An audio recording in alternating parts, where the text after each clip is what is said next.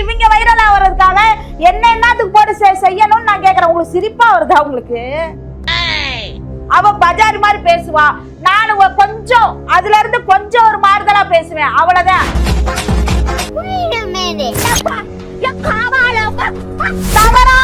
தவறான செயல் இது.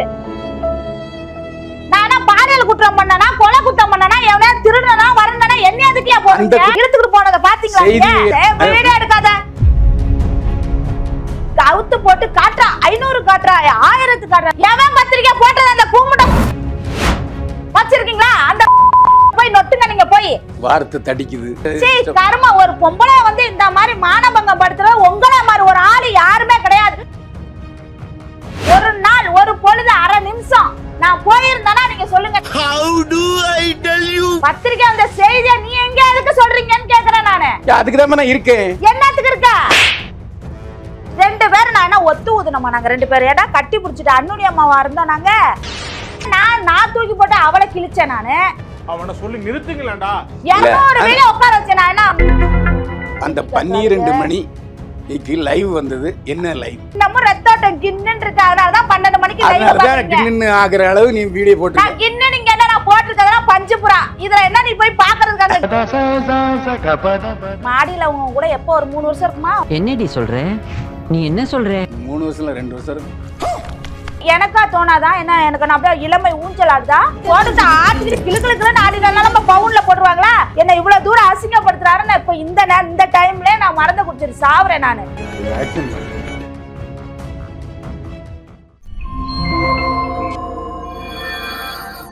என்னை வாழ வைத்துக் கொண்டிருக்கும் யூடியூப் சேனல் நேயர்களுக்கு நன்றியும் வணக்கமும். நேயர்களே, இப்போது நாம் நேர்காணல் காணப்போவது எனக்கு பகிரங்கமாக இதற்கு முன்னால் பேசிய யூடியூப் சேனலில் சவால் விட்ட சாதனாவை தான் சந்திக்க போகிறோம். சிங்கத்தை அதன் குகையிலே சந்திக்க வந்திருக்காங்க. வணக்கம். வணக்கம். நாம் இதுக்கு முன்னால் எப்போ பேட்டி எடுத்தோம் ஞாபகம் இருக்கா? ஆமாம், ஒரு மாடியில் பேட்டி எடுத்துருக்கோம். அதனால் எனக்கு என்னிடம் அவங்க பேட்டி கொடுத்த அனுபவமே ஏற்கனவே இருக்கும். இப்போது லாட்ஜில் நீங்கள் வந்து 10:30 மணிக்கு வரேன்னு சொன்னீங்க. அதுக்கு முன்னாடியே யூடியூப்பில் ஒரு வீடியோ போட்டு ஒரு பணத்தை அடிச்சிட்டீங்க. பணத்தை அடிச்சிட்டேனா? அம்மா, யூடியூப்ல போடுறது எதுக்கு? பணம் வர்றது தானே. இல்ல, எண்ணத்தை போட்டு அடிச்சிட்டேன் நானு. இல்ல, அதாவது என்னையா அவரு நடிகர் தானையா அப்படின்னு ஆரம்பிச்சிருக்கீங்க. நான் அதெல்லாம் சீரியஸா எடுத்துக்கவே இல்லை. ஏன்னா நம்ம வந்த இடத்துல ஒரு கண்டென்ட் போட்டதுக்காக சொல்றீங்களா?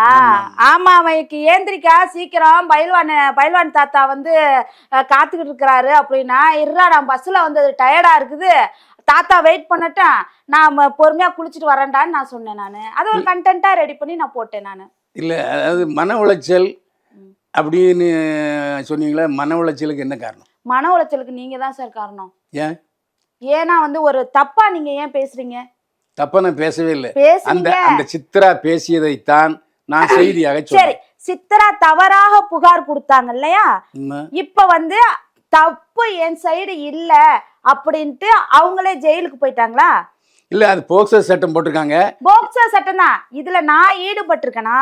இல்ல இந்த அம்மா வந்து போற போக்குல என் பேரை ஆட் பண்ணி விட்டு போயிட்டாங்க. அதனால தான் செய்தி வந்துச்சு. நான் ஒரு செய்தியாளர். இப்ப உங்களை மாதிரி கண்டென்ட்னு சொன்னா நான் நியூஸ் கண்டென்ட். உங்களது கண்டென்ட் வேற, என்னது நியூஸ் கண்டென்ட். நியூஸ் கண்டென்ட்ல அவ சொல்லிச்சு. அப்போ அந்த சமயத்துல போலீஸ்காரங்களுக்கு என்னென்ன விவரம் தெரியாது. ஆனா ஒருத்தர் கம்ப்ளைண்ட் பண்ணாங்கன்னா அவங்க வந்து பழைய வரலாறு எல்லாம் பார்ப்பாங்க. அந்த பழைய வரலாறுல தான் அவ மகா நடிகை, இவ கல்யாண ராணி அப்படிங்கறத வந்துச்சு. அப்போ அவ சொன்னதுனால தான் அது செய்திங்கிற முறையில திருச்சி சாதனா பேரும் அந்த ரவுடி பேபி சூர்யாவும் வந்துச்சுங்க.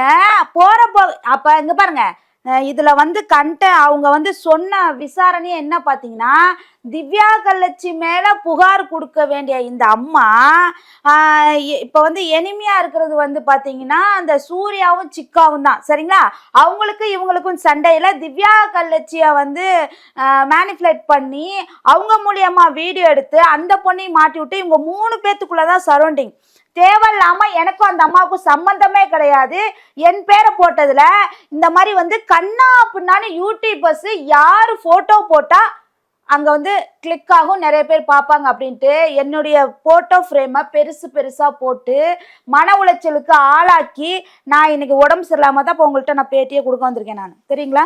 ஒரு விஷயம், சிக்கா வந்து தப்பு பண்ணிட்டான்னு நீங்களே சொல்றீங்க. சிக்கா தப்பு பண்ணிட்டான்னு நான் சொல்ல கிடையாது. சிக்காவுக்கும் சூர்யாவுக்கும் அந்த சித்ரா அம்மாவுக்கும் மட்டும்தான் ஃபைட்டே. எனக்கும் அவங்களுக்கு எந்த ஒரு ஃபைட்டும் கிடையாது. ஃபைட்டுங்கிறது இன்வால்வ்மெண்ட், அதுல ஈடுபட்டதுனால தானே. எதுல ஈடுபட்டதுனால? அந்த அந்த போக்சோ சட்டத்துக்கு உள்ளான குற்றத்தில் ஈடுபட்டதுனால தான் அந்த சிக்காங்கிறவன் என்ன பேரெல்லாம் சொல்லியிருக்கிறது. அதெல்லாம் அது நான் தான் சொல்றேன்ல, எனக்கு எதுவுமே தெரியாது. இந்த 3 பேத்துக்குள்ள மட்டும்தான் சண்டை வருமா ஒழிஞ்சு என்ன நான் இதுல சம்மதமே கிடையாது. தேவையில்லாம என்ன இழுக்கிறீங்க, அதுக்கு தான் ஏன் இழுக்கிறீங்கன்னு கேக்குறேன். நீங்க ஒரு தவறான மெசேஜ், தவறான புகாரை வச்சுக்கிட்டு நீங்க எதுக்கு என்ன வந்து அசிங்கமா பேசுறீங்க? அப்ப நீங்க அசிங்கமா பேசுனீங்க, அசிங்கமா பேசுனீங்க. நான் கலாட்டா சேனல்ல நான் வந்து இன்டர்வியூ கொடுக்கறப்ப கூட நான் அவ பேசுனது கூட யாரா இருந்தாலும் மரியாதை கொடுத்து பேசுன்னு நான் சொன்னேன். கேட்டீங்களா? கேட்டீங்களா இல்லையா? எவ்வளவு பெரிய ஆளா இருந்தாலும் வயசுக்கு பெரியவர் யாரா இருந்தாலும் மரியாதை கொடுத்து பேசி பர்சனலா கூட பேசிக்க. பப்ளிக்ல மீடியால போற இன்டர்வியூ நீங்க 2 பேருமே சண்டை போட்டீங்க சார். சண்டை போட்டது அப்படின்னா அந்த பொண்ணு தான் முதல்ல என்ன வந்து கேவலப்படுத்தினது, புரியுதுங்களா? உங்க கூட இருக்கவங்க உங்களை கேவலப்படுத்தலாம், நான் செய்தி வாசி தப்பு இல்ல. நான் விஷயம் என்ன சொன்னதுன்னா, நாங்க சேர்ந்து ஒற்றுமையா நாங்க அங்க வர கிடையாது, தனித்தனியா வந்தோம். கலாட்டா சேனலுக்கார எங்க 3 பேத்தையும் ஒன்னா உட்கார வச்சுட்டான். நான் 2 மணி நேரம் ஆர்கியூமெண்ட் பண்ணிட்டு தான் நான் வந்து வரவே மாட்டேன், நீங்க தனித்தனியா இன்டர்வியூ எடுங்கன்னு நான் சொன்னது. இன்னொரு விஷயம், சகிலாக்கா வந்து எப்படி நான் ஒரே கேள்வியை நான் 2 பேத்துக்கு எடுக்க முடியுமா, 2 தடவை நான் கேட்க முடியுமா? அதெல்லாம் என்னால எடுக்க முடியாது அப்படின்ட்டு அந்த அக்கா அப்படி உட்காந்துட்டாங்க. என்னடா இளவு, நம்ம வந்ததுக்கு நம்மளை கொண்டாந்து குழியில தள்ளிட்டாங்களே அப்படின்னு சொல்லிட்டு தான் நான் சகிச்சு போய் நான் சென்டர்ல நான் உட்காந்தேன். நான் எனக்கு ஒருத்தவங்க பிடிக்கல, ஆகாது, அவங்க யாருன்னு தெரியலவங்க 3 பேத்தையும் சேர்த்து இவங்க வைரல் ஆகிறதுக்காக என்னத்துக்கு போட்டு செய்யணும்னு நான் கேக்குறேன். உங்களுக்கு சிரிப்பா வருதா? உங்களுக்கு இல்ல என் கதையை கேட்டா உங்களுக்கு சிரிப்பு வருதா? என்ன காரணம்னா, என்னைய குழியில தள்ளிட்டாங்கன்னு ஒரு சேனல்காரங்களை சொல்றீங்க. அது நான் இப்ப அதை அவங்க தமிழில் போட போறாங்க. இப்ப மறுபடியும் அதே குளற வரும்ல. என்னது? இப்ப என்னைய குழியில தள்ளிட்டாங்கன்னு சொன்னது யாரு சொன்ன? ஆனா வயசாயிருச்சு, கிரிமினல் மூளை, அத்தனை மூளையும் டோட்டல் அம்புட்டு உங்ககிட்ட இருக்குது. ஒருத்தங்கிட்ட எப்படி மாட்டி விடணும், எப்படி செஞ்சு விடுற மைண்ட் தாட் எல்லாம் அத்தனையும் படைச்சு போயிருக்கான் பாரு அந்த ஆண்டவன் சிவபெருமான், படைச்ச பிரம்மா இருக்கான் பாரு.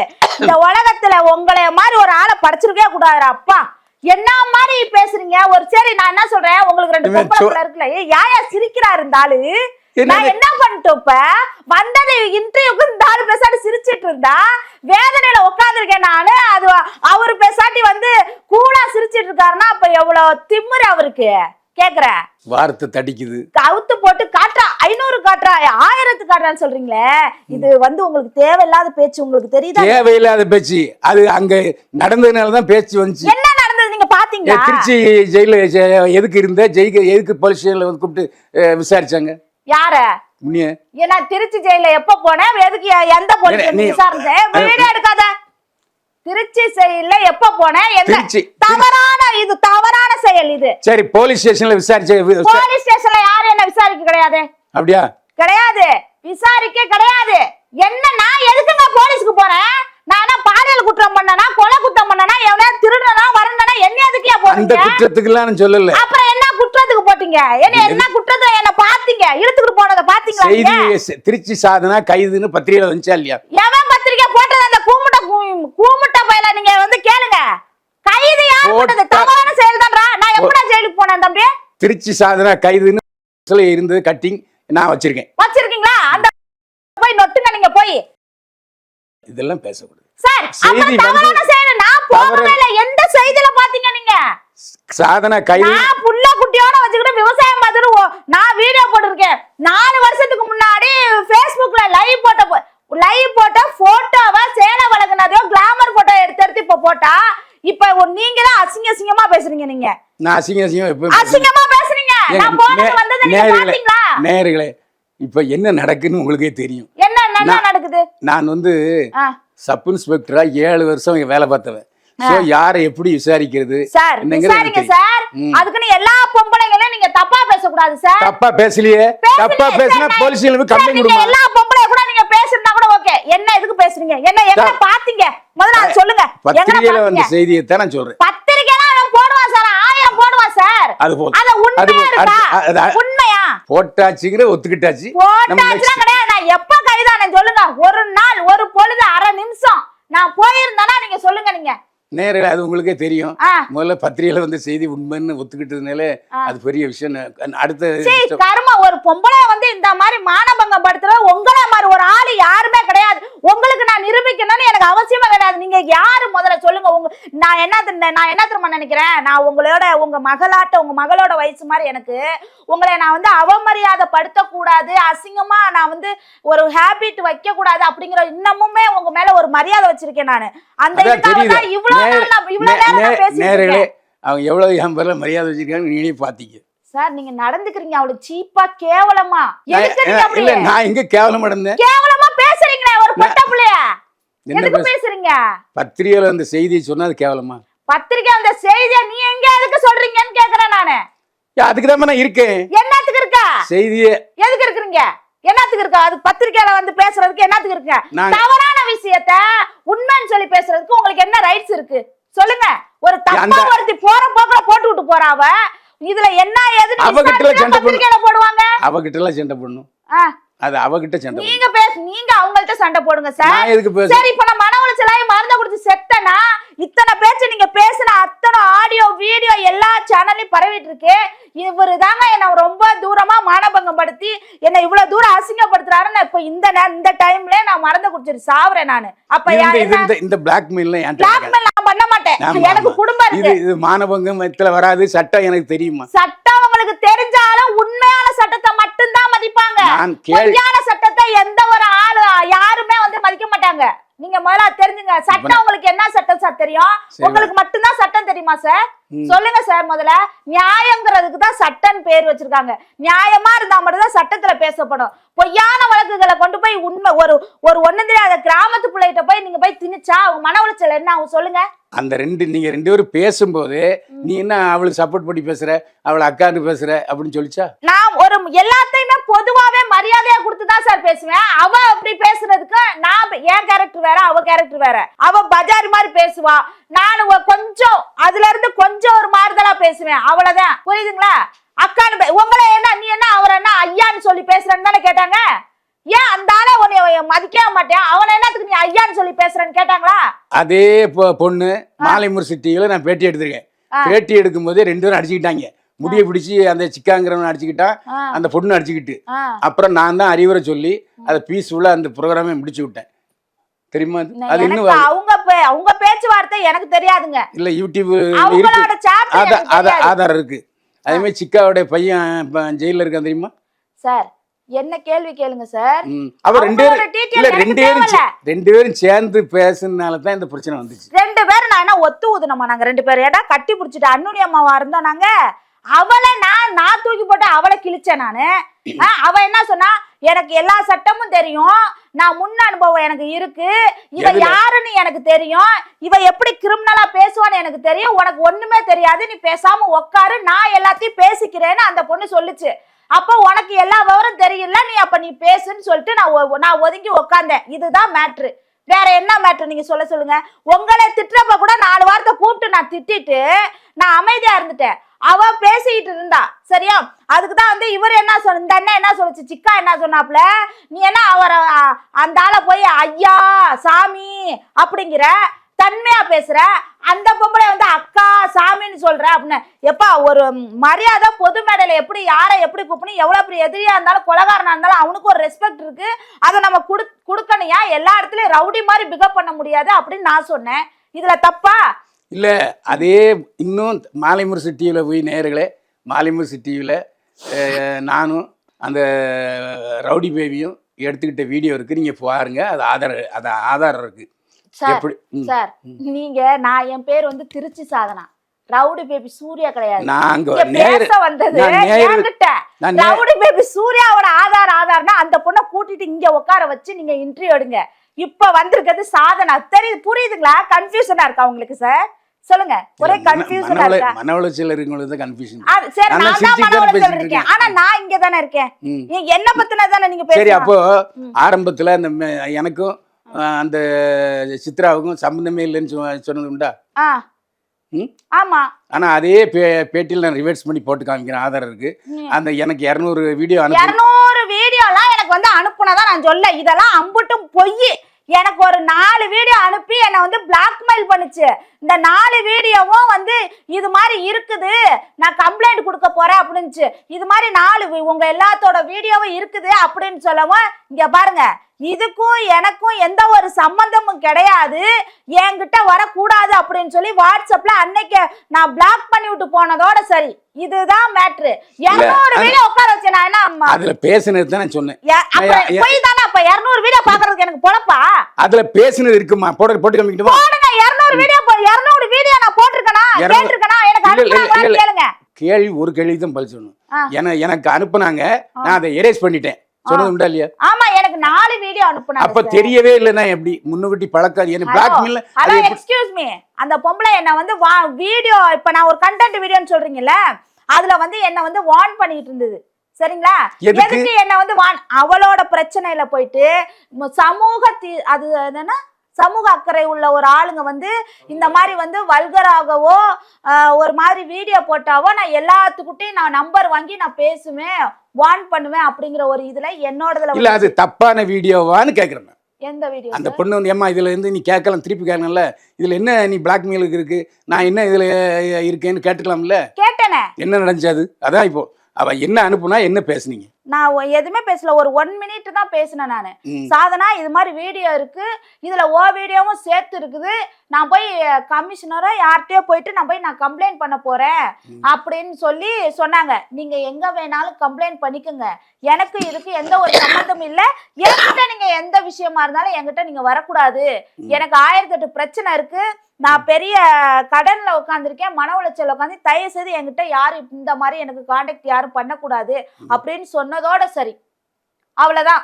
அதுக்கப்புறம் வீடியோ வந்துச்சுன்னு சொன்னீங்கல்ல நீ. இப்போ என் வீடியோ கிடையாது சார். அப்ப உன் வீடியோ இல்ல சமயத்துல இது எப்படி இது எனக்கு சம்பந்தம் இல்லையான்னு கேட்டுக்கலாம்ல? ஆமா, எனக்கு சம்பந்தமே இல்லையே. எனக்கு சம்பந்தமே இல்லாத ஒன்ன தானே என்னை கொண்டு போய் இப்ப ஒவ்வொருத்தவங்க பேரா சொல்லிக்கிட்டே வருது. போற போக்குல என் பேரே அதை இழுத்து விட்ட போவோம்.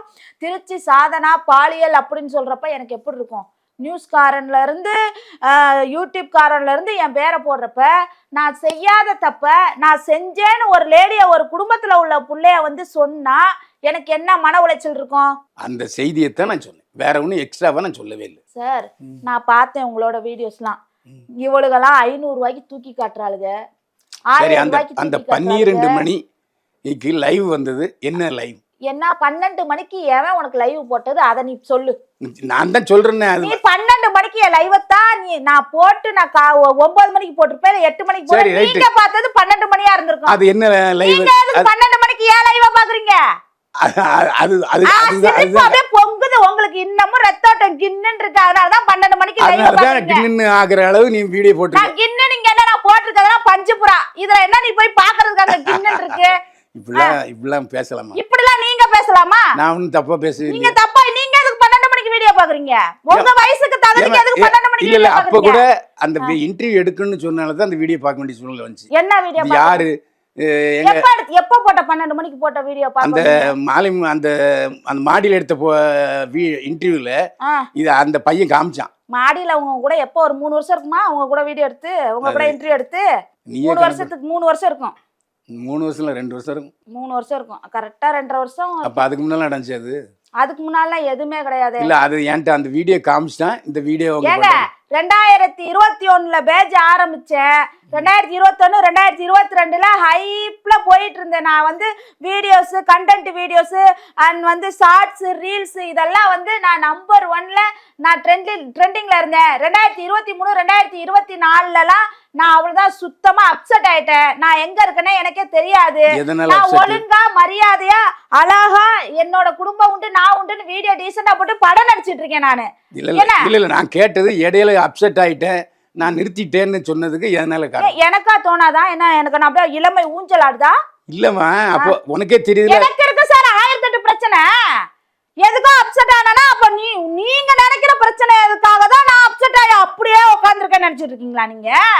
கேக்குற இல்ல பல உங்க மனசுல ஓடுற காரணம் தான் இந்த பிள்ளைக்கு அப்செட் அப்படின்னு நீங்க நினைக்கிறீங்களா? பொம்பளை ஒரு குடும்பத்துல இருக்கா, 30 பேர் இருக்க குடும்பத்துல வாழ்ந்துட்டு இருக்கேன், எங்களுக்கு 1008 பிரச்சனை இருக்காது, ஒரு 18 லட்ச ரூபாய் கடை இருக்கு, குடுப்பியா?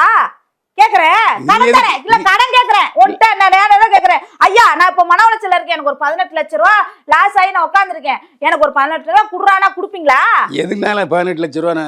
வீடு கட்டினேன். வீடு தானே, அது என்ன அது விலை ஏறிட்டு தான் இருக்கும். ஒரு மண்ணு வாங்க முடியல, செங்கல் வாங்க முடியல, ஒண்ணு வாங்க முடியல, வீடு இல்லாம நாங்க குடும்பம் அப்படியே பெருத்துக்கிட்டே போகுது, படுக்கிறதுக்கு இடம் இல்ல.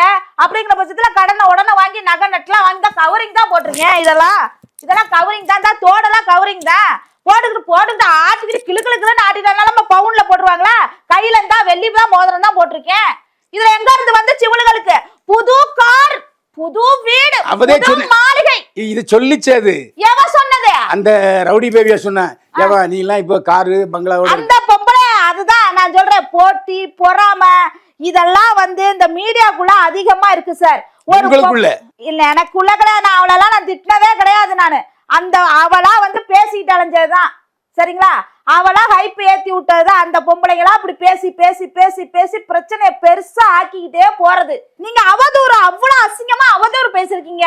அடுத்த பொம்பளை பேசாதீங்க, தயவு செய்து பேசாதீங்க. நேயர்களே, நான் ஒரு செய்தியாளர்.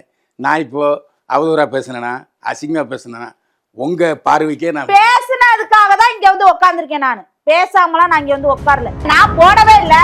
என்கிட்ட மூச்சு திணறல், மூச்சு இழைப்பு, குரட்டையால் அவதியா? நுரையீரலை ஆரோக்கியமானதாக்கி எளிதாக சுவாசித்திடுங்கள். தங்கம் 24x7 ஆஸ்துமா சிகிச்சை நாமக்கல் மற்றும் கான்பூர்.